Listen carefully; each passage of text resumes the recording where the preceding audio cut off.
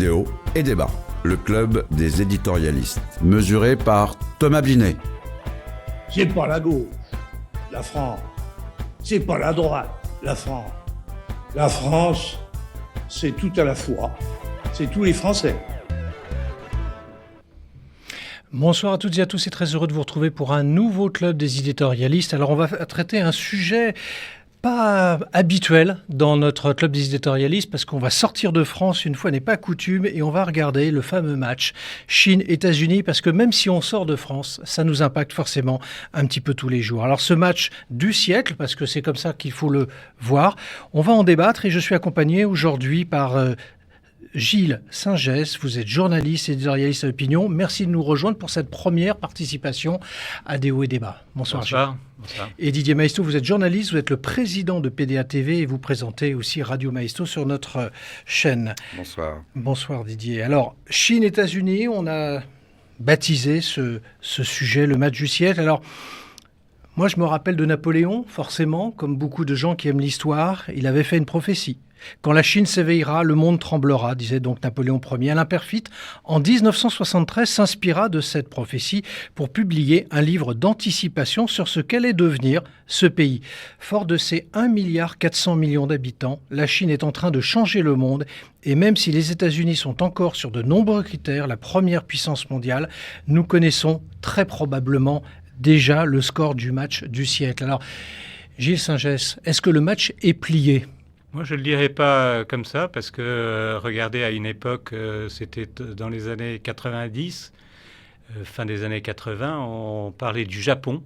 C'est vrai. De la poussée du Japon, et finalement, les États-Unis, en quelques années, ont réagi face au Japon au niveau technologique, et on a eu Apple, Microsoft, je pense que la réaction des Américains peut être très, très rapide, tout du moins sur le plan technologique, et que rien n'est joué. Bon, c'est vrai que pour l'instant, on voit un empire déclinant et un empire qui, lui, monte de plus en plus, mais qui commence à faire quelques erreurs. Est-ce qu'il est trop pressé ?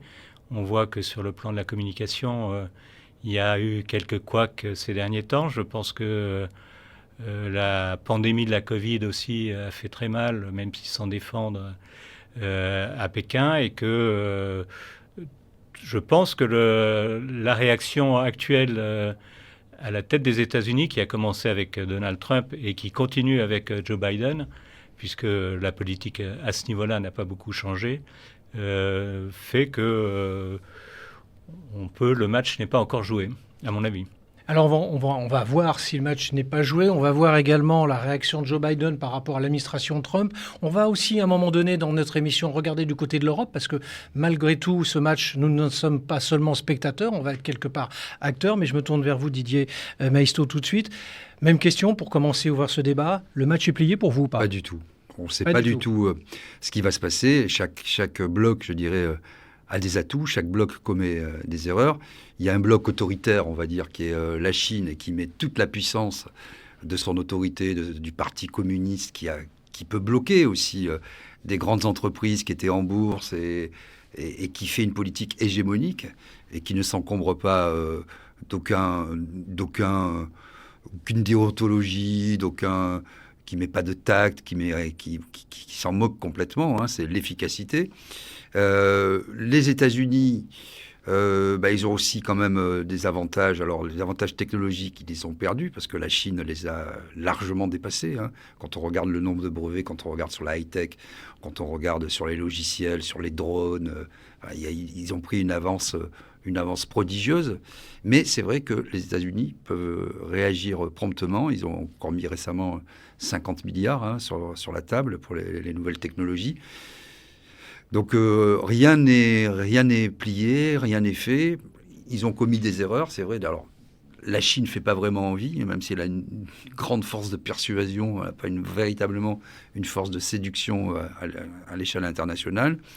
Mais les États-Unis ont fait aussi des erreurs dans la mesure où tout l'argent généré par cette nouvelle technologie a été investi dans l'immobilier et pas avec un insuccès certain, y compris pour la Chine d'ailleurs, qui a fait les mêmes erreurs avec une bulle spéculative qui est en train d'exploser. Donc vous voyez, rien n'est fait. Alors quant à l'Europe, on en parlera, mais pour l'instant, elle n'est pas dans le match du tout. On va voir ça après. Gilles Singès, je me retourne vers vous. Je disais dans mon lancement, quand la Chine s'éveillera, le monde tremblera. Alain Peyrefitte, je l'évoquais aussi, ça avait été un vrai succès de librairie d'ailleurs à l'époque. Est-ce que vous pensez qu'on tremble aujourd'hui face à la Chine ou on est un peu naïf ? Vous parlez des Européens ou... Je pense, à la limite, même les Américains, par certains côtés. Mettons tout le monde dans le même panier, si vous le permettez, l'espace d'un instant, et puis après, on va trier peut-être. Je pense que les Européens ont peut-être été naïfs et ils commencent à se réveiller en voyant effectivement les investissements faits par les Chinois, les entreprises chinoises qui ont derrière le soutien de l'État en Europe. Les Américains se sont réveillés peut-être un peu plus tôt que nous. Ils se rendent compte, donc parmi les moyens aussi évoqués pour rattraper le retard, il y a quand même le plan Biden sur les infrastructures de plus de 1000 milliards de dollars qui notamment vise à rattraper le retard pour tout ce qui est Internet et autres. Donc je pense que autant les États-Unis ont su réagir en imposant notamment... c'est cette guerre commerciale avec des tarifs douaniers. Bon, ça ne marche pas encore d'une manière fabuleuse, mais nous, ça a été la porte ouverte. On a commencé à négocier un accord sur les investissements avec la Chine, qui est arrivé au mauvais moment, puisqu'il est arrivé, il a été signé à la fin de 2020, juste avant que ne se déclenche cette pandémie, ce qui fait que ça a été plutôt mal accueilli en Europe, mais globalement, on est en train de réagir. L'Europe est en train de réagir, mais c'est un peu tard, un peu tardif en tout cas. Alors, quand vous disiez tout à l'heure que, quand je vous posais la question de savoir si le match était plié, vous m'avez dit non, il n'est pas forcément plié, et vous avez pris pour exemple le Japon. Je voudrais revenir un instant sur le point que vous avez soulevé. On est d'accord pour dire que ce n'est pas la même population en termes de quantité, on a quand même 1,4 milliard d'un côté. Tout à fait, il n'y a pas la même échelle. Voilà, ce n'est pas la même échelle. Est-ce que ça suffit pas simplement à, je reviens sur ma question, pardon de vous la poser différemment, à plier un peu le match quand même? Parce que quel est l'autre pays qui pourrait concurrencer la Chine? C'est l'Inde. Tout à fait. Ouais. L'Inde, le seul problème de l'Inde, c'est que le seul problème entre guillemets, c'est que c'est une démocratie, ce que n'est pas la Chine, en ce sens que la Chine, vous avez un parti unique et que le Parti communiste continue. En quoi c'est un problème? En quoi c'est un problème? Non, c'est pas un problème. Disons qu'il y a une vie démocratique qui fait que si vous faites, comme Modi a essayé de le faire, une réforme de l'agriculture et que vous avez une opposition, ça se fait, vous êtes obligé de négocier. Ce que vous êtes en train de dire, pardon de le reprendre différemment, c'est que le fait que ça soit une dictature en Chine permet d'accélérer un certain nombre de réformes et de progression même commerciale, là où l'Inde rencontre des difficultés parce qu'il faut qu'elle tienne compte de ses oppositions. C'est-à-dire que vous avez derrière toutes les grandes entreprises chinoises Huawei, Yanco, qui exportent aujourd'hui en Europe, ce sont des entreprises qui ont derrière eux soit l'État chinois, soit l'armée chinoise. Donc c'est pas la même concurrence. Je veux dire, il y a quand même une distorsion de concurrence qui n'existe pas ailleurs. Est-ce que Didier Maistot, parce qu'on a voulu baptiser ce débat États-Unis-Chine, mais on va inviter quand même l'Inde, parce qu'on est sur le sujet au passage, parce que c'est vrai qu'il y a 10 ans, 15 ans, 20 ans, on parlait souvent de l'Inde également, en disant c'est un géant, il va se développer. On est un peu déçus quand même par la progression de l'Inde à date, à ce jour. Oui, parce que l'Inde n'a pas eu sans doute une politique agressive. Il y a beaucoup de cerveaux, notamment dans la high-tech, capacité de travail immense, mais n'a pas eu sans doute la même politique agressive. Et c'est vrai que par rapport à la Chine, c'est une démocratie. Elle a été un peu écrasée, quoi. Et donc, alors aussi, il y a beaucoup de problèmes de pauvreté qui ne sont pas réglés. Elle n'a pas bénéficié de la même progression. Parce que quand on regarde le PIB de la Chine, il a cru ces 15 dernières années de façon spectaculaire, même si rapporté au nombre d'habitants, je crois, le PIB par habitant, ça va être 10 000 $ à peu près, ce qui est très, pour 65 000 $, je pense, Alors, pour les États-Unis. Voilà, je vous dis ça de je mémoire. peux me permettre de oui. compléter votre propos sur le PIB, effectivement, de la Chine. 14 723 milliards de dollars, donc pour la Chine, là où le PIB des États-Unis se situe à 20 936 milliards de dollars. Voilà. Et donc, quand on rapporte à la population, si on divise, bon, ça fait 10 000 $ pour la Chine et peut-être 65 000, je vous dis ça comme ça, à gros bouillon, pour les États-Unis. Donc, on voit qu'il y a encore une disparité. C'est vrai que la Chine aussi a acheté de la dette partout et tient le monde entier avec ça, et notamment beaucoup de pays africains. Elle a une politique aussi d'expansionnisme à l'échelle de la planète. Européens aussi. Européens, parce qu'ils sont rentrés en Grèce, sauf erreur de ma part. tout à fait, partout. oui. Et puis après, ils exigent par des contrats léonins d'ailleurs, un remboursement. Si les pays ne peuvent pas rembourser, la Chine entre au capital des fleurons industriels, etc. et pique la technologie. Alors ça, ils sont champions du monde pour faire ça. En face, les États-Unis ont l'extraterritorialité de leur droit qui leur permet de prendre le contrôle de nos fleurons comme Alstom, c'est-à-dire à un moment, vous utilisez n'importe quel logiciel, un téléphone, un email, Google, etc. Les États-Unis peuvent venir vous faire les pires ennuis, venir chez vous, sans que l'État français soit même informé.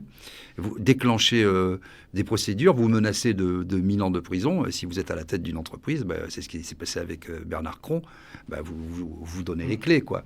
Donc vous voyez, ce sont, avec deux façons de faire différentes, beaucoup d'agressivité. Une agressivité soi-disant libérale des États-Unis qui en fait est un pays hyper protectionniste. Et de l'autre côté, la Chine qui est dans le capitalisme extrême, mais un capitalisme contrôlé par le Parti communiste.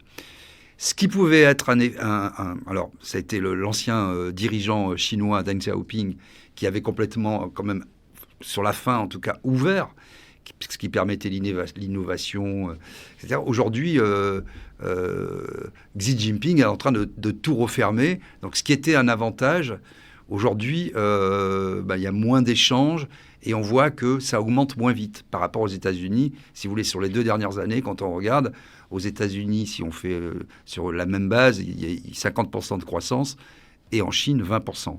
Surtout sur le cyberespace et toutes les questions de high-tech, qui est pour moi, pas que pour moi, pour tous les spécialistes, vraiment l'enjeu à venir. Parce que la guerre, elle va on y viendra sûrement, dans ce cyberespace. Parce que si vous contrôlez ça, vous contrôlez tout, en fait. Parce que aujourd'hui, l'économie, elle a basculé. Alors, pas du tout en Europe, puisque nos champions, ils ne sont pas du tout dans la nouvelle économie.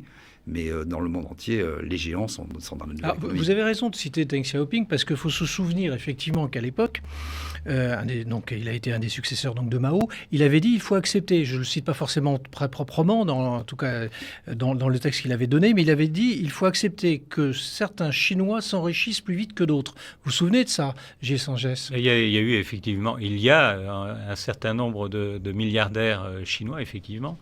Et je veux dire, le pouvoir central est en train de remettre la main dessus parce que certains ont pris trop de liberté. C'est clair. Oui. C'est arrivé au patron d'Alibaba. Voilà, tout à fait. Il a critiqué un dirigeant du régime, ils lui ont bloqué son opération de bourse, c'est plus 73 milliards de dollars qui ont été bloqués. Il a payé, c'était coucouche panier, c'était fini, vous l'avez plus entendu. Oui, on a vu disparaître un certain nombre de... Mais le propos de Deng Xiaoping, c'était un peu, je vais ouvrir l'économie chinoise à une forme de capitalisme à la sauce ketchup, on est d'accord ? Il y avait du rouge, mais en même temps, il y avait du modernisme. Oui. Et actuellement, avec le président Xi, on assiste à la fermeture. Je pense qu'il y a eu effectivement quelques excès aux yeux du Parti communiste et actuellement, le Parti communiste chinois resserre les boulons. Alors, on préfère vous avoir qu'avoir Jean-Pierre Raffarin, qui est aussi un spécialiste de la Chine, pour en parler, parce que le président actuel, Gilles Singès, est-on d'accord pour dire, en tout cas vu d'ici, c'est ce qu'on nous présente. Alors, vous qui êtes un spécialiste de ces pays-là, est-ce qu'il a plus de pouvoir que Mao à l'époque ? Je pense qu'on peut le comparer. Je pense qu'il a à peu près le même pouvoir, hein. Je ne suis pas un spécialiste de la Chine, mais vu de l'extérieur, visiblement, oui. il a... effectivement, la comparaison est bonne par rapport à Deng Xiaoping, qui devait composer avec des tendances à l'intérieur du Parti communiste. Là, on n'en voit pas beaucoup. Enfin, il y a l'air d'y avoir beaucoup de critiques. Oui, mais est-ce que là où il est plus fort, le président actuel, c'est le fait que vous venez de confirmer qu'il a autant, donc si ce n'est plus de pouvoir que Mao Tse-tung, avec une économie beaucoup plus dynamique, en revanche, parce que Mao avait refermé son pays. Tout à fait. Ouais. Donc là, il est encore plus dangereux pour des pays comme les États-Unis ou l'Europe, d'ailleurs. C'est effectivement, ça devient une puissance montante et qui commence à avoir des appétits expansionnistes qui, en Afrique, en Europe, on les a vus effectivement, vous parliez de la Grèce, ils sont propriétaires du port du Pirée. Donc il y a le fameux développement de la route de la soie, qui est une machine à exporter vers l'Europe. Donc, Taïwan. Il y a effectivement Taïwan qui est le point d'achoppement avec les États-Unis. On va en parler tout à l'heure. Qui est le point chaud, oui. Donc sur le plan commercial, effectivement, ils sont aussi, ils ont débarqué aussi en Amérique du Sud. Ils sont en train effectivement de grignoter ils rachètent le monde. Des parts de marché certains côtés. Des États-Unis. Ils viennent effectivement sur le précaré américain et ça commence à irriter effectivement. Outre le fait qu'il y a quand même un énorme déficit commercial entre la Chine et les États-Unis. Alors justement, merci de me faire la transition sans transition. Commerce international, donc le rapport États-Unis vers la Chine, c'est 124 milliards de dollars et Chine vers les États-Unis, 435 milliards de dollars. Donc il y a un énorme déséquilibre, effectivement. Et une énorme dépendance, on le voit sur le plan technologique, en ce sens que Apple fait produire ses puces en Chine et que tous les grands groupes américains ont voulu bénéficier d'une manœuvre moins coûteuse en investissant en Chine et ils se retrouvent aujourd'hui avec de gros problèmes d'approvisionnement du fait de la pandémie. Alors je reste encore avec vous un instant avant de me retourner vers Didier Maistre, mais je voudrais faire un peu de fiction, si vous le permettez. On va s'arrêter un peu notre débat là-dessus. Comment vous voyez les choses dans à peu près 50 ans ? Non, je sais que c'est pas facile, mais dans le même temps, vous êtes là pour ça. C'est un geste. Oui. Non, mais au rythme où vont les choses, pardon de le poser comme ça, le sujet, mais au rythme où vont les choses, l'accélération quand même de ces échanges internationaux en faveur de la Chine, on voit bien tout ce qui se passe, Hong Kong, Taïwan, tout ça, on en parle beaucoup.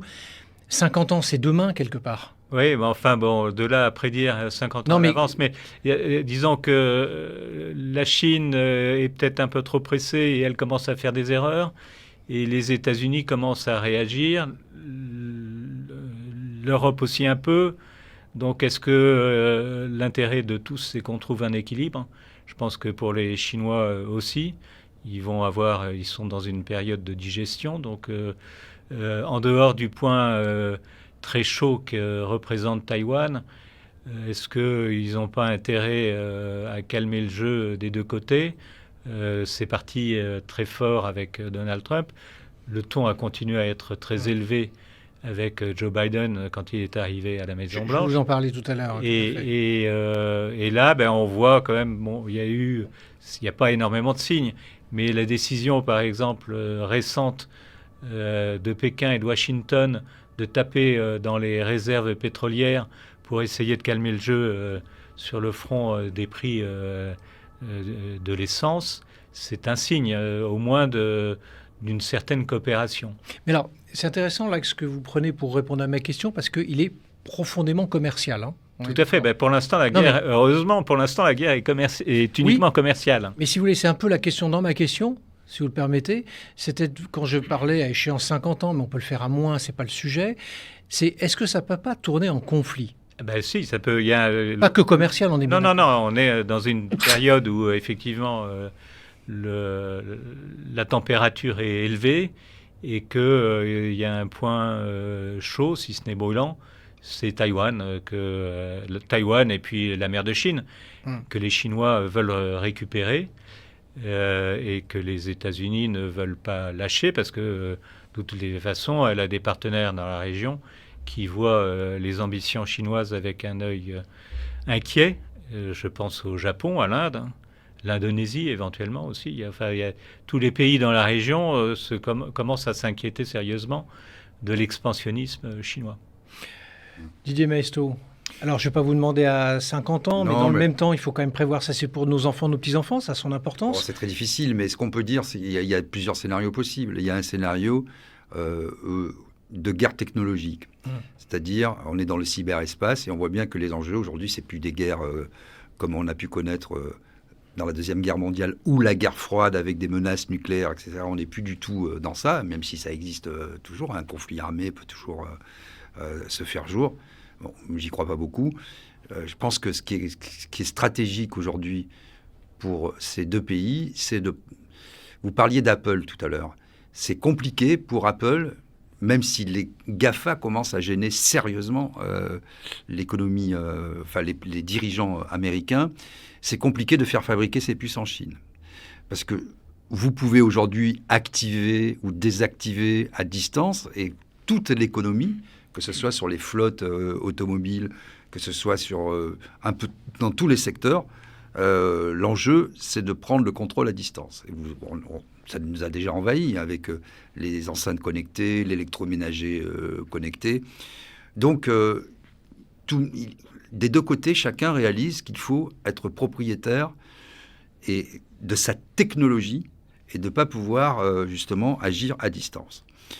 On parlait de Taïwan. Taïwan, les uns et les autres travaillent effectivement sur la possibilité de hacker, je dirais, tous les systèmes d'information de Taïwan. Parce que si à un moment vous avez une espèce de guerre éclair, vous prenez le contrôle des systèmes d'information, vous paralysez tout, c'est fini. Alors, je souhaiterais vous interrompre un instant, je vous redonnerai la parole juste derrière pour parler de Taïwan, mais on va, pour nos téléspectateurs, redonner quand même le contexte actuel. Effectivement, la température monte très fort là-bas. Les forces navales, la Chine, c'est 333 navires. Les USA, c'est 296 navires.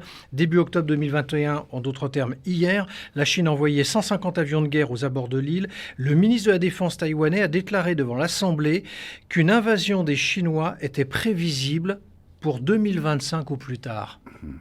Oui. 2025, c'est demain. Même s'il y a un sondage. Bon, pas vous, j'ai demandé si c'est valable. Mais il y a un sondage, notoirement, il y a une enquête d'opinion qui a été faite à Taïwan, dans laquelle les Taïwanais ne sont pas plus inquiets que ça. Non, après, si vous voulez, bon, ça c'est un peu des scénarios catastrophes. Donc, enfin, c'est comme le ministre de la Défense taïwanais qui est... Oui, bien sûr. Bon, alors, je disais, déjà pour reprendre la première question, il y a cette hypothèse-là. Puis il y a une hypothèse du lockdown complet où tout s'écroule et où à un moment tout est bloqué. Parce qu'il faut voir que toutes ces économies basées sur le numérique, ça peut s'effondrer du jour au lendemain. Hein. Ça peut s'effondrer à la bourse. On le voit, ça va très très vite. Hein. Regardez la crise des subprimes, regardez comment une entreprise peut être valorisée et puis tout perdre très très vite. Ça peut aussi résulter d'une panne géante et après revenir à une économie beaucoup plus traditionnelle, si vous voulez. Ça, c'est des scénarios qui sont aussi à l'étude. Donc voilà, moi je n'irai pas plus loin dans la prévision parce qu'après ça serait du n'importe quoi, ça serait pas sérieux. Mais je pense que vraiment l'enjeu aujourd'hui dans les 10 années qui viennent, c'est que chacun puisse avoir le contrôle de toute cette économie connectée et des interconnexions à distance. Voilà, c'est ça qui est le nerf de la guerre aujourd'hui. Et vous voyez, de toute façon, quand vous voulez déstabiliser un État, on l'a vu dans les dernières campagnes, vous utilisez les réseaux sociaux. Facebook a quand même été pris en otage lors de la dernière campagne, enfin, et même celle d'avant, présidentielle aux États-Unis. En France, paraît-il aussi.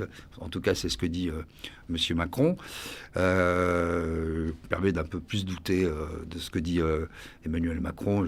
Je ne suis pas sûr qu'on ait été un enjeu tel que le monde entier s'occupa de nous à l'époque. Mais bon, voilà un peu les deux hypothèses majeures qui sont sur la table.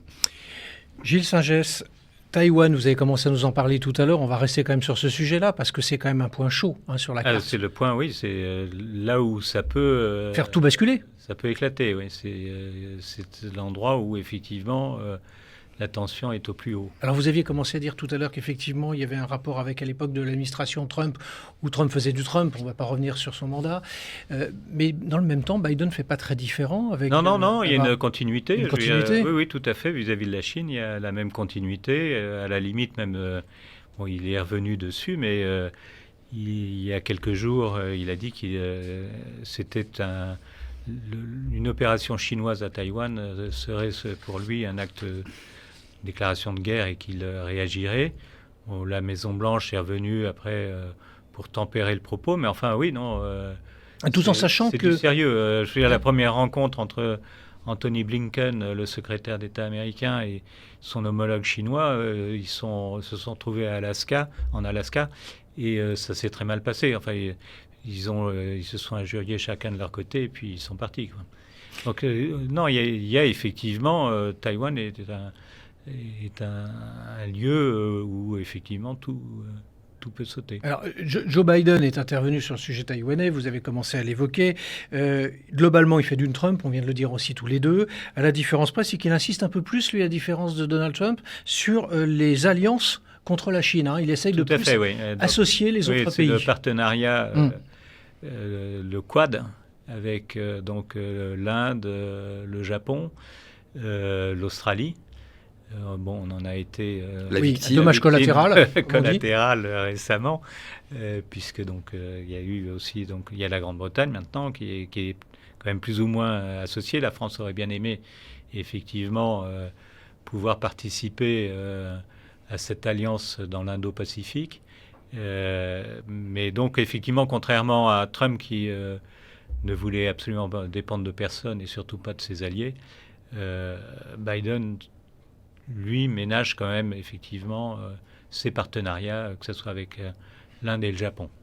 Alors Didier Maistre, le régime est peut-être plus autoritaire qu'avant, très clairement. On voit les pouvoirs qui sont concentrés entre très peu de mains. Est-ce que... comment on peut estimer l'horizon pour les Chinois? Alors, on va regarder un peu à l'intérieur du pays. Est-ce qu'on a eu les événements en 1989, si même fait pas défaut, sur les événements de la place Tiananmen, oui.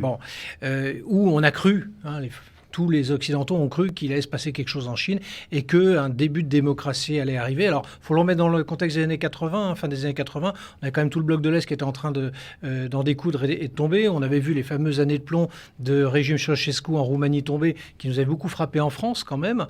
C'était quand même le tsar rouge, comme on l'avait appelé, Nicolae Ceausescu avec sa femme Elena. Donc on avait eu un mouvement qui avait essayé de se répandre sur la Chine. Bon, il avait été dans la violence arrêté. Et depuis, c'est là aussi un autre régime de plomb. Est-ce qu'on peut penser que la Chine peut, à un moment donné, avoir un vent de démocratie comme on l'a vu dans d'autres pays? Absolument. Mais par eux-mêmes. Absolument pas. Je pense que quand Ils sont résignés? Non, c'est pas qu'ils sont résignés, c'est que le pouvoir est tellement fort, tellement centralisé, que dès que vous fautez un petit peu ou que vous avez simplement une liberté d'expression, vous êtes tué dans l'œuf. Regardez ce qu'ils font avec le crédit social. Je rappelle qu'ils l'ont expérimenté déjà dans quelques provinces en Chine. Alors ça touche tout de suite plusieurs millions, dizaines de millions de personnes. Qu'est-ce qu'ils font les Chinois? Ils gèrent des comportements. Donc il faut, voilà, la ligne, c'est ça. Il faut pas regarder de sites critiques vis-à-vis de la politique d'État. Faut pas trop aller sur les sites porno. Faut pas fumer des cigarettes dans des lieux interdits, notamment dans la rue. Donc vous avez un ensemble de points. Chaque fois que si vous payez pas en temps et en heure votre amende, on vous enlève des points. Et donc, d'abord, vous pouvez plus prendre le transport en commun, le métro. Quelque part, c'est un permis de vivre à points. Voilà, oui, c'est ça. Ouais. Puis après, vous pouvez plus prendre l'avion. Puis après, vous pouvez plus vous loger. Puis vous pouvez plus créer une entreprise. Donc, voilà où on en est. Et donc, ils sont très avancés dans tous les programmes de reconnaissance faciale, dans les drones. Il faut voir que le moindre centimètre carré de votre vie est analysé sous toutes les coutures, dirigé. Donc non, je ne vois pas un seul signe d'ouverture au monde, un seul signe de démocratie, un seul signe de liberté. Alors, Je ne suis pas Monsieur Raffarin, je sais pas, il doit avoir un avantage que je n'ai pas. Il fait sans doute ça pour la liberté. Il doit trouver une liberté que nous ne voyons pas. Mais voilà, il n'y a aucun signe tangible en tout cas. Alors, je me tourne vers vous. Vous partagez le point de vue de Didier Maistre sur cette incapacité que les Chinois auraient à se libérer de ce régime ? Je pense que la seule faiblesse, le seul point qui pourrait effectivement amener à des mouvements, c'est sur le plan social. Si la Chine n'arrive pas à maintenir le rythme de croissance de 7 à 8%... ça sera difficile, objectivement. Actuellement, effectivement, il y a eu quelques coups de frein récemment, donc ils ont besoin d'exporter, ils ont besoin de... Et si effectivement, il commence à y avoir des révoltes sociales, il y en a déjà eu par le passé, là, il peut y avoir quelques problèmes. C'est effectivement le seul... Je pense que le grand souci du Parti communiste chinois est d'assurer une certaine prospérité à la population, en tout cas un certain rythme de vie, un certain niveau de vie à sa classe moyenne. C'est effectivement le seul danger pour le régime. Sachant qu'ils ont fait des erreurs, on parlait de spéculation immobilière, on l'a vu ces derniers mois, où on a vu des tours entières, tout un quartier descendre, parce que comme ils avaient spéculé que tous les immeubles étaient vides, donc ils ont préféré les détruire, comme ça le problème a été de l'offre et de la demande a été traité de façon radicale. Il y a eu des conquêtes quand même sociales en Chine, faut le reconnaître. Le salaire moyen a augmenté. Pour les Européens qui allaient fabriquer en Chine, c'est plus du tout le pays le moins cher de la planète. Tout à fait. Voilà. Donc il y a eu quand même des avancées sociales, des avancées économiques, et puis il faut voir d'où ils viennent. C'est bien beau, c'est très difficile aujourd'hui. On est victime d'un tropisme. On dit il y a de la pollution, il faut que les Chinois arrêtent de polluer. Regardez un Chinois ou un Américain. Bon, un Américain, on peut comprendre, mais un Chinois, vous allez lui dire quoi ? Ils ont vécu dans le Moyen-Âge, ils découvrent la société de consommation, les voitures. Ils ont envie de dépenser. Alors, je ne dis pas que c'est bien, je ne dis pas que c'est l'alpha et l'oméga de toute vie, mais c'est factuel. Ça s'observe. Et vous ne pouvez pas dire aux gens, non, n'achetez pas des voitures parce que vous allez polluer. Donc, c'est aussi, ils ont découvert, c'est ça le génie de la Chine, ce qui pose aussi un problème à l'ensemble de la planète. Ils ont découvert l'attrait de l'argent, l'attrait du capitalisme, mais tout ça est complètement verrouillé par un pouvoir fort et totalitaire. Il faut à un moment prononcer les mots. Ça reste un pouvoir totalitaire. Pas une démocratie, ça reste un pouvoir qui exécute, où on le disait en début de semaine, on vous facture encore la balle qui sert à l'exécution. Quand vous n'êtes pas content, quand vous dites quelque chose, vous disparaissez. Vous avez vu ce qui est arrivé à la tennis woman il y a quelques jours. Et puis après, vous reparaissez à la télévision, vous dites tout va bien, je me repose. Oh, qu'est-ce qu'on est heureux en Chine. C'est un pays totalitaire. Voilà.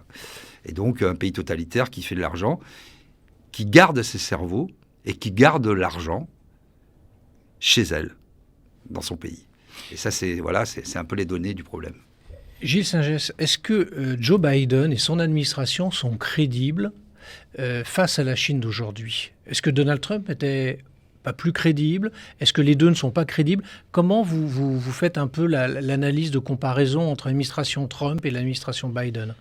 L'administration Biden sont quand même a priori plus des professionnels que l'administration Trump, même si effectivement on n'a pas vu leur professionnalisme au moment du départ de l'Afghanistan, n'a pas été particulièrement évident. Blinken, le secrétaire d'État, et le conseiller national à la sécurité de Biden sont quand même des gens qui ont été élevés dans le giron diplomatique. Même Biden, ça fait effectivement 50 ans qu'il est en politique, et en plus il avait investi particulièrement dans la politique étrangère, puisque c'était lui qui, notamment quand il était vice-président d'Obama, tenait le plus souvent ce rôle. Donc il a une certaine expérience.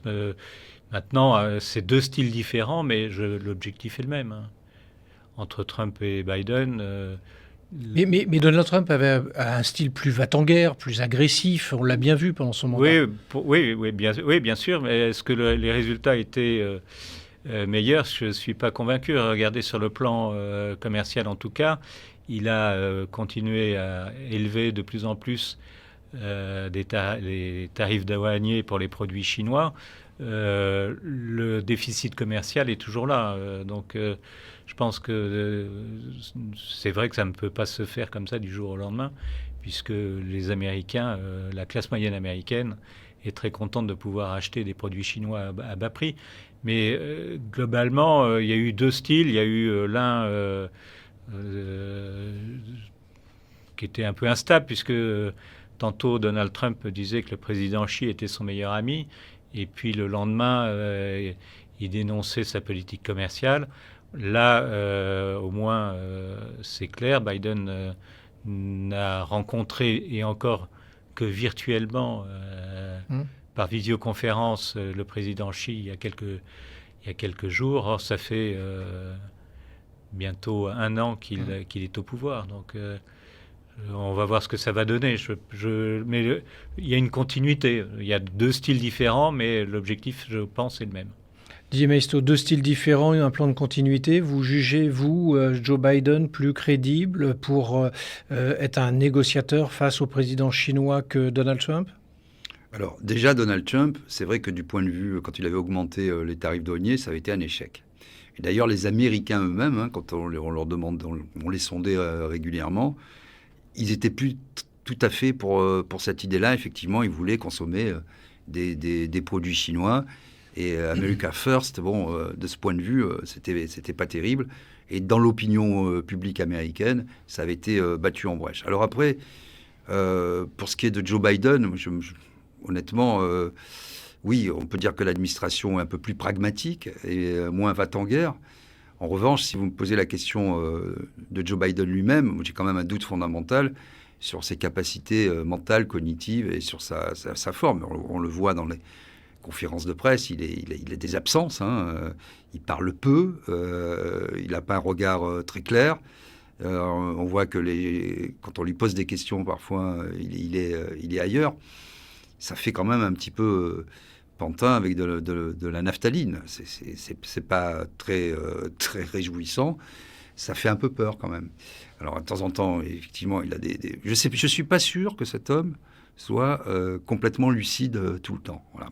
C'est ça le fond de ma pensée. Alors après, l'administration, effectivement, les objectifs restent les mêmes. C'est un peu moins fantasque, on va dire, en tout cas dans les propos. Mais la politique est globalement la même.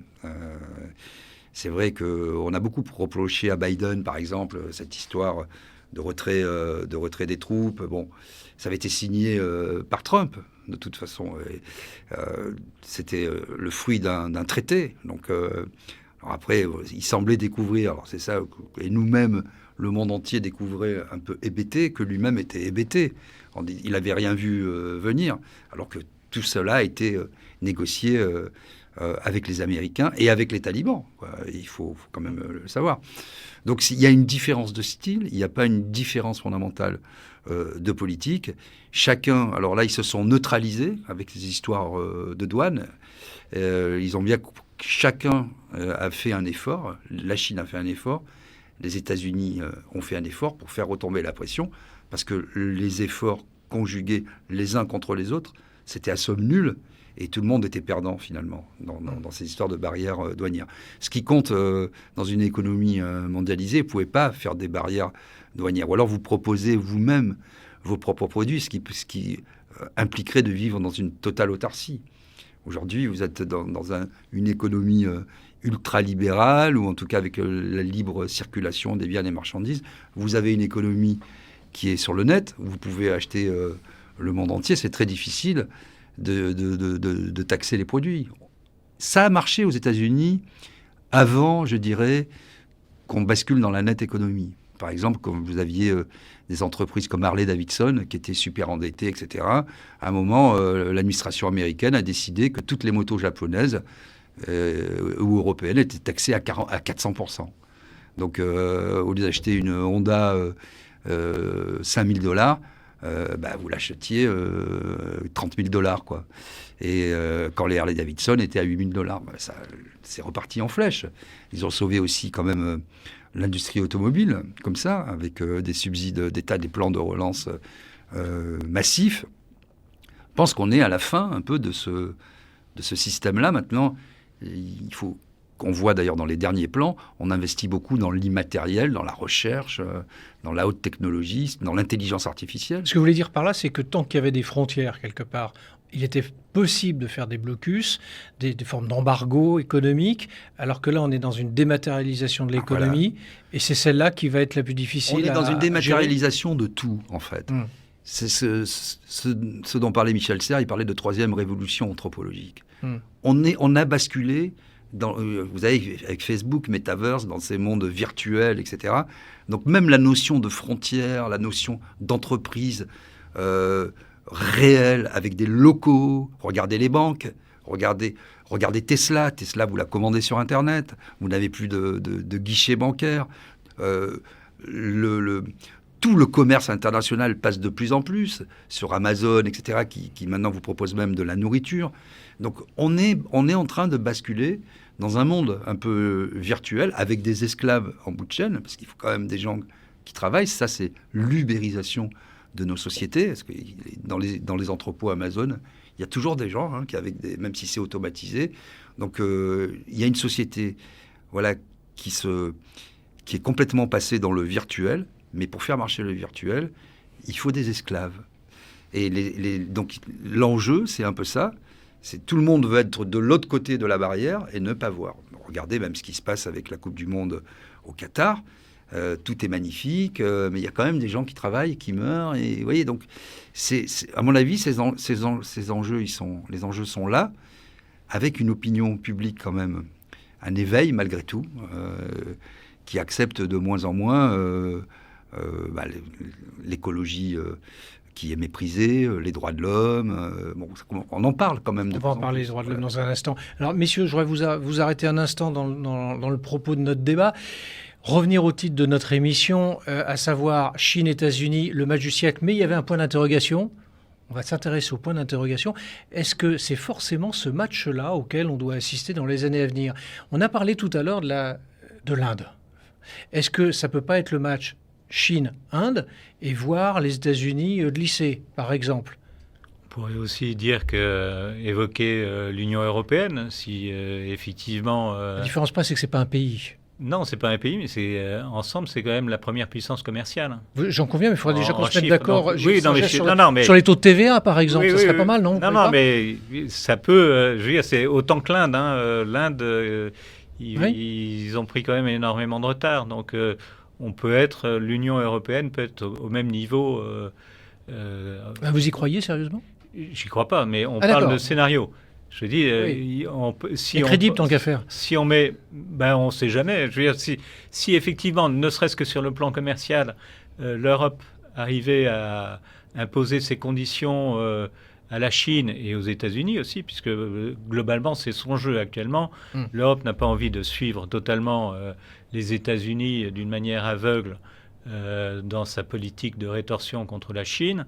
Donc, si effectivement l'Europe arrive à se placer, je vous l'accorde, c'est pas gagné. Mais si effectivement l'Europe arrive à se placer entre la Chine et les États-Unis, elle peut tirer son épingle du jeu. Je ne vais pas vous faire l'affront de vous rappeler la fameuse phrase d'Henry Kissinger, l'Europe, c'est quel numéro de téléphone? Non, bien sûr, oui. Effectivement, il y a 27 pays aujourd'hui. Il y en avait 28 il y a encore quelques années. Mais ça n'empêche, sur le plan commercial, c'est quand même un acteur qui compte.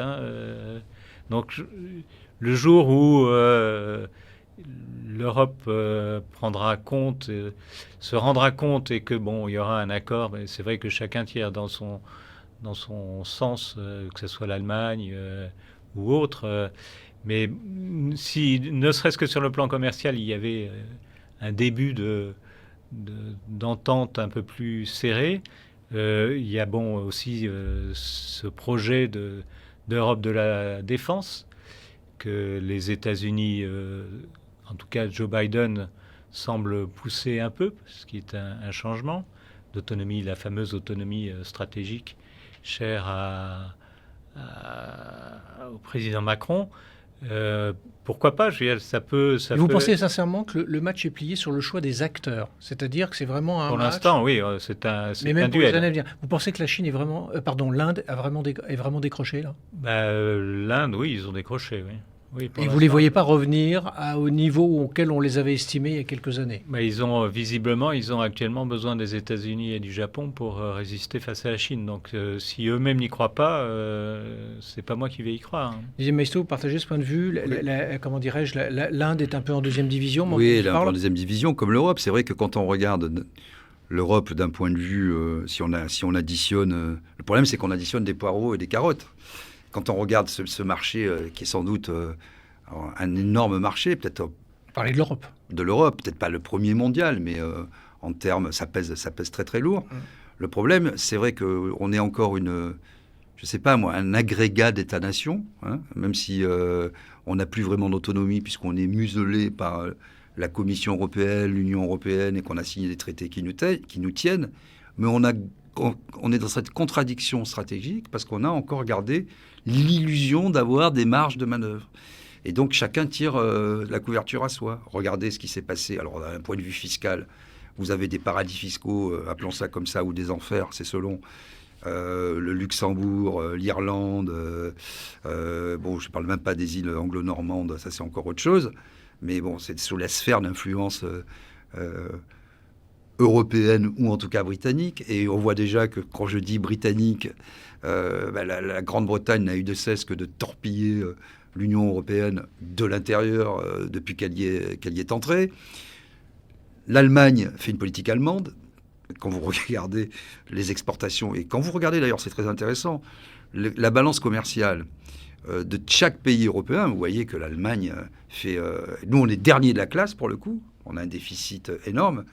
Et en plus, on ne commerce pratiquement qu'avec l'Allemagne. Quand vous regardez France-Allemagne... Premier partenaire, oui. Premier partenaire. Mais sauf que c'est déséquilibré. Au niveau social, il n'y a aucune harmonie. Au niveau fiscal, il n'y a aucune harmonie. On n'a pas de langage commun. On n'a pas de politique économique commune. On a quelques lobbies là, qui viennent de temps en temps imposer leurs lois, mais il n'y a pas de stratégie globale. Donc moi, à la limite, je n'étais pas au départ contre l'Europe. Si vous pouvez faire une confédération, hein, ou une fédération, c'est une confédération qui a réussi, comme disait l'autre, mais que ce soit clair. Et aujourd'hui, c'est pas clair. Et on voit que l'Europe ennuie tout le monde au quotidien dans des règlements tatillons, nous empêche d'avoir des leviers monétaires en termes de frontières, dans beaucoup de domaines régaliens. On est la monnaie, c'est vraiment terrible, parce que vous ne pouvez pas agir. Il y a quelque chose qu'on n'a pas évoqué aussi, c'est la monnaie américaine, qui est un instrument puissant, parce que, comme vous le savez, le dollar, on en fabrique en veux-tu, en voilà. Personne ne contrôle véritablement la masse monétaire américaine. Vous pouvez couper des forêts, il n'y a pas de problème, imprimer des billets. C'est pas tout à fait la même chose en Europe, où là, c'est beaucoup plus rigoureux, où la Banque Centrale Européenne, dirigée, on va dire, de fait, ou quand même de droit, je ne sais pas comment on pourrait dire, d'usage par l'Allemagne, est très tatillonne sur la dette, sur l'inflation. Donc, vous n'avez pas de marge de manœuvre. Et quand les États-Unis ont des problèmes, ils impriment des billets.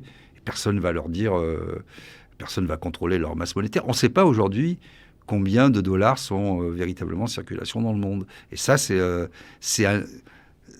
leur dette, elle est énorme. Ils ne sont pas obligés de la payer puisque, de toute façon, ils se débrouillent entre eux. Et la question, c'est que ça vous donne un avantage stratégique énorme dans la mesure où vous pouvez créer presque de la fausse monnaie. Je le dis un peu de manière triviale. Mais voilà, ça, nous, on ne peut pas le faire, par exemple.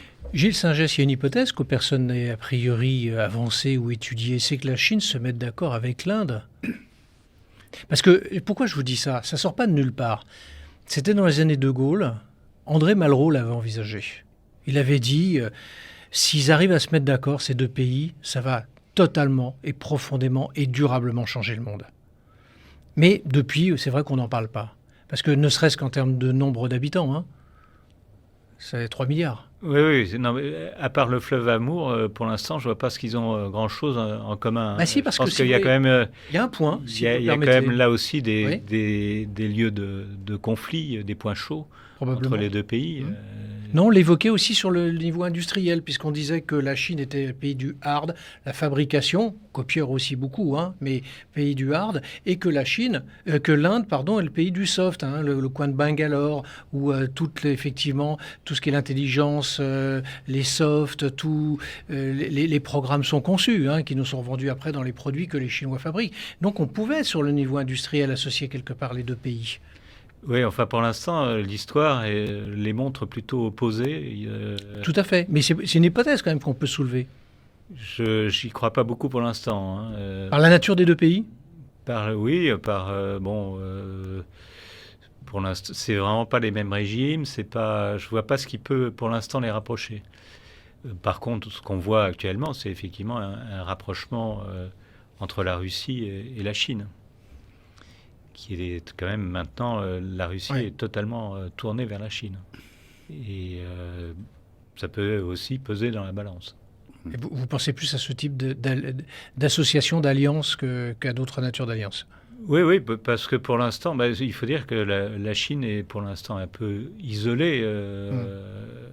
Sur le plan diplomatique, en particulier. Sur la scène internationale, oui. Bon, elle a quand même des relations diplomatiques avec tout le monde, mais elle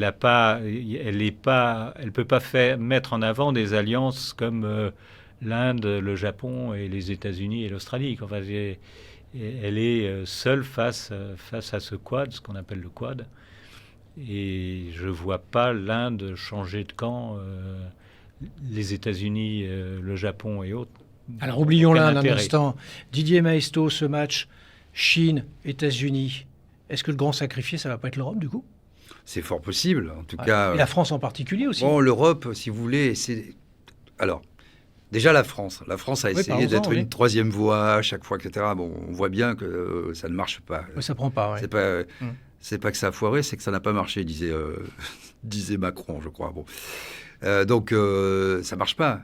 Et donc, le problème, c'est un peu ce que j'expliquais, quand vous êtes dans le commandement intégré de l'OTAN, quand vous êtes dans l'Union européenne, etc., et que vous essayez de vendre votre technologie, vos armes, il suffit que les grands pays s'entendent, on voit que sur la scène internationale, on ne pèse plus rien. L'Europe, comme je disais, aujourd'hui, il n'y a pas d'Europe politique. Hein. Kissinger, il est toujours au goût du jour. Il n'y a aucune Europe politique. Il n'y a aucune Europe véritablement stratégique. Je parle de défense, là, mais alors, il y a un embryon. Ça fait 20 ans qu'on parle de cet embryon de défense nationale. Bon, pour l'instant, on est toujours au stade de l'embryon. Alors, j'exagère un peu. Il y a quelques initiatives. Enfin, c'est quand vous regardez le budget de la défense aux États-Unis, mais même alors là, par rapport à la Chine, même s'ils ont plus de bateaux, le budget de la défense, il est tellement énorme. Je ne sais plus combien, 700 milliards, je ne vais pas dire de bêtises, 770 milliards, quelque chose comme ça. Quand en Chine, ça doit être de 3 fois moins, quoi. Donc, oui, l'Europe peut être la grande sacrifiée. Elle a quand même, alors soyons un peu positifs, c'est aussi sa faiblesse, dans cette compétition-là, elle est beaucoup plus attachée quand même à la protection. Je parle surtout de cette guerre dans le cyberespace, à la protection des données, à la protection des individus, à une espèce de contrôle quand même que pourrait exercer le citoyen, même si ça nous choque déjà, parce que quand on voit le pass sanitaire et autres joyeusetés, on se dit, il y a quand même aussi cette attirance presque naturelle et à la fois culturelle vers tous ces pays de contrôle. Parce que donc, peut-être que l'Europe a cette carte un peu de vertu supplémentaire, de démocratie, de développement durable, de respect du droit, c'est la carte qu'elle essaie de jouer quand même un petit peu, notamment sur la protection des données. Est-ce que ça suffira ? On est quand même un peu désarmés par rapport à ça. Alors justement, désarmé, je donne un prolongement à votre propos. Le budget militaire de la Chine a été multiplié par 6 en 20 ans et va croître, bon, on est au mois de novembre, fin novembre, de 6,8% en 2021, pour autant d'ailleurs qu'on puisse avoir réellement accès aux chiffres, parce que ça aussi c'est une vraie discussion. La Chine, c'est 252 milliards de dollars en budget militaire et les États-Unis, 778 milliards de dollars. Voilà. Donc, Gilles Singès, quand on voit le rapport de force dans le budget, alors... Il y a le budget et puis après il y a la progression. C'est quand même deux sujets quelque part dans le sujet. Bien sûr. La Chine essaie de récupérer son retard. Ça va très vite, oui. Ça va très très vite. Donc ça devient inquiétant aussi. Bon, il y a quand même encore 400 milliards de différence au niveau des budgets. Mais... Oui, mais là on compare aux États-Unis, pas aux pays. Pardon. Oui. Non, mais il faut rajouter au budget américain, il faut que vous rajoutiez celui de l'Inde, celui de l'Indonésie, celui du Japon. Donc dans la région, pour l'instant, l'équilibre n'est pas...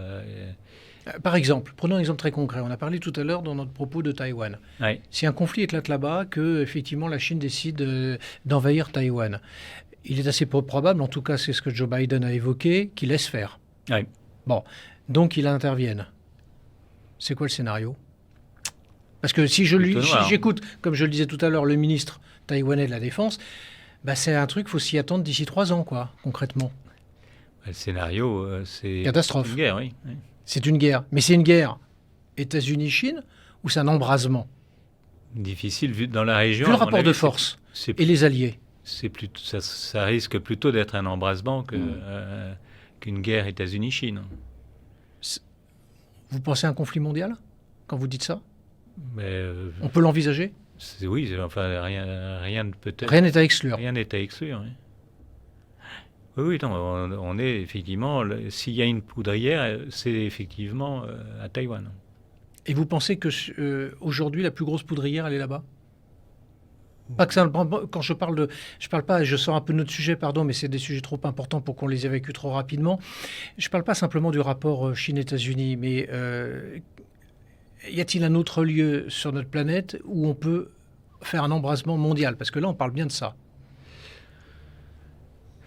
Tous les journaux titrent là-dessus sur Taïwan. Oui, il y a Taïwan, mais bon, on ne sait jamais, l'Ukraine. On dit que c'est plutôt une question de mois, de semaines, de mois. Si la Russie intervient en Ukraine, il y a des rumeurs effectivement d'intervention. Il semble que l'armée russe se mobilise, qui est 100 000 hommes à la frontière de l'Ukraine. Et vous pensez qu'on ne laisserait pas faire là ? C'est difficile. Déjà, la Crimée, on a laissé faire depuis. Poutine en a profité pour avancer ses pions un peu partout. Là, je ne sais pas. C'est vrai que mourir pour l'Ukraine ou pour Taïwan. Oui, enfin, je parle là. L'Ukraine, ça sera un problème européen principalement, parce que je pense que pour les États-Unis, c'est pas la même. C'est pas un sujet. C'est pas un sujet aussi chaud. Et vous voyez l'Europe intervenir. Bon, déjà, il faut savoir quelle armée. Voilà, non, mais je sais pas effectivement, mais c'est pour ça que Vladimir Poutine peut être tenté de le faire. Didier Maistot, prolongeons cet échange avec Gilles Singès. Le point le plus chaud sur la planète aujourd'hui, là-dessus, c'est Taïwan. Aujourd'hui, c'est incontestablement Taïwan. Oui. Mais il y a aussi d'autres îles, par exemple la Nouvelle-Calédonie. Vous savez que la Chine essaie de commercer et de déstabiliser aussi. Chaque fois qu'il y a des référendums, ils sont assez fins politiques dans le monde. Ils prennent des positions, ils font des propositions commerciales. Ils négocient déjà avec les indépendantistes, il faut le savoir. Et la Chine fait ça aussi en Afrique avec beaucoup de régimes. Donc voilà. Et aujourd'hui, si vous voulez, qui va se mobiliser ? Regardez, effectivement, la Crimée, personne n'a bougé. Alors, il y a des protestations, il va y avoir des cris, c'est inadmissible. Le Conseil de sécurité de l'ONU qui va se réunir, ça me fait penser à la SDN. Si vous relisez Albert Cohen, voilà, on est dans des palabres. Aujourd'hui, on voit que les guerres, elles sont essentiellement économiques et que les peuples sont un peu les variables d'ajustement. Moi, je ne crois plus trop vraiment à un embrasement, le feu nucléaire. Alors, bien sûr, tout le monde s'agite, met des bateaux, etc.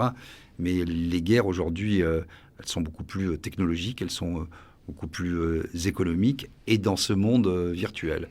Et aujourd'hui, vous voyez, ce qui est important, je parlais de Taïwan, c'est de prendre, je disais, dans une guerre éclair, de prendre le contrôle de toutes les infrastructures par l'informatique. Vous paralysez tout de suite l'île. Je crois que c'est 24 millions d'habitants. C'est une démocratie encore plus avancée que la France, d'ailleurs. Une démocratie vraiment très libérale au sens politique, où les gens sont plutôt riches, plutôt heureux. Et cette sphère d'influence chinoise, elle est là, et ça fait plusieurs décennies, d'ailleurs, que Taïwan est dans la ligne de mire. Donc, moi, je crois plus à ce type de scénario. Mais après, on n'a pas la boule de cristal. Mais oui, aujourd'hui, de toute façon, le monde est une poudrière. Et on l'a vu aussi avec ces crises, avec la pandémie. On le voit aussi avec les essais de toutes les démocraties, mais aussi de tous les régimes autoritaires, et singulièrement des démocraties, d'enfermer les populations pour essayer de ne pas subir un risque pénal ou de voir un petit peu les gens se révolter. Mais on voit que partout, en Belgique, aux Pays-Bas, en Nouvelle-Zélande, en Australie, en France, partout, en Italie, en Espagne, au Portugal, les gens se révoltent quand même, aussi dans nos outre-mer. Donc, vous ajoutez ça, la paupérisation générale, des problèmes religieux, une recherche d'identité. Ça fait beaucoup de facteurs, le terrorisme, tout le Sahel, grâce notamment aux efforts de la France, j'en dirai pas plus. Ça fait beaucoup de paramètres. Le monde, sans être trop pessimiste, n'est pas en très bonne forme, aujourd'hui. Voilà. Messieurs, ça sera le mot de la fin. Didier, vous l'aurez eu ce soir. C'est le match du siècle. Alors donc, mesdames, messieurs, nos chers téléspectateurs, on aura l'occasion d'y revenir puisque c'est le match du siècle. Forcément, il y aura des matchs retour. Gilles Singès, merci d'être passé du côté de notre émission. Vous revenez quand vous voulez. On aura d'autres sujets de géopolitique internationaux à traiter. Didier, à demain soir pour un autre nouveau numéro des hauts et des bas. Voilà. Et dans un instant, je vous laisse avec Caroline Laverdé pour notre avocate très rock'n'roll, comme vous la connaissez maintenant, pour une petite pastille. Et moi, je vous retrouve dans quelques minutes pour un nouveau numéro d'Oser Investir, 97e numéro depuis sa création, où j'aurai le plaisir de recevoir au micro donc d'Oser Investir Éric Groven, qui est le président de Sogeprom et responsable de la direction immobilière de la Banque de détail de la Société Générale. On va parler de la place du logement, on va revenir à des choses beaucoup plus terre à terre, mais qui vous concerne, mesdames, messieurs, parce que c'est dans notre quotidien. C'est-à-dire la place du logement dans la campagne électorale qui est en train de se dérouler. Quelle est la place de l'habitat ? On a vu toutes les polémiques sur la maison individuelle, on a vu pas mal de choses. Donc sur les difficultés de construire, les difficultés de louer. C'est pas si simple le logement, malgré tout ce qu'on vous dit sur les ventes. Eh bien, on va aborder tous ces sujets avec Éric Groven et également la situation du Grand Paris, parce que pour les franciliens, c'est un vrai débat. C'est un vrai sujet. Je vous retrouve dans quelques minutes avec Éric Groven. Bonne soirée, à demain pour des hauts débats à 18h30. Merci de votre fidélité. J'appelle tous les Français, quels qu'ils soient, où qu'ils soient, à se réunir à la France. Vive la République. Vive la France.